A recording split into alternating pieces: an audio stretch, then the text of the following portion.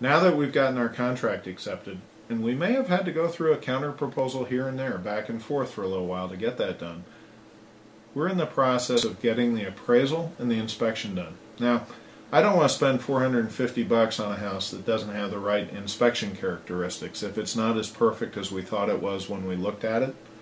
So what we want to do is get the inspection done first.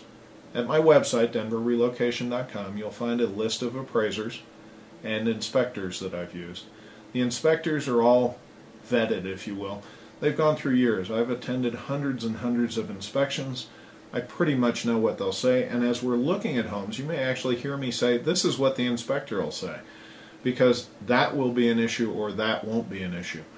So as we go through the home with the inspector, we want them to act as a walking, talking homeowner's manual for you.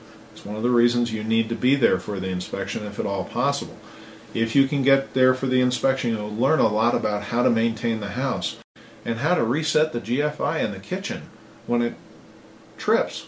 Why did it trip? Well, it's supposed to be safety protection for you, but really what you want to do is make sure that we've got all the kind of GFI kind of things explained to you so you know where they are and how they work. Once we're done with the inspection's approved, and we typically have 10 days after the date of the contract in which to get the inspection done. And that's typically our inspection objection deadline. Once that's done, and the seller has agreed to the inspection request. Sometimes there aren't any. In a perfect home, there aren't any. They'll just take care of everything for you. It might be a little thing. A GFI, by the way, is a little thing. It's about $15. But they might take care of that for you, and if they do, then we order the appraisal, which is another $400-ish, and so we need to be aware that that's what we're doing and that's what you're doing.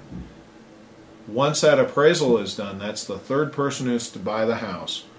You have to buy it, the inspector has to buy it, and the appraiser has to agree with it so the loan company actually gives you the loan. So you've got all those things in the purchase contract that protect you from making a bad deal.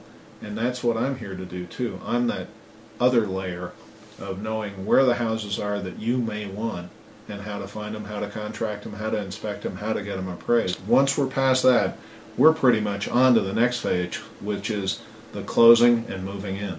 Isn't that great?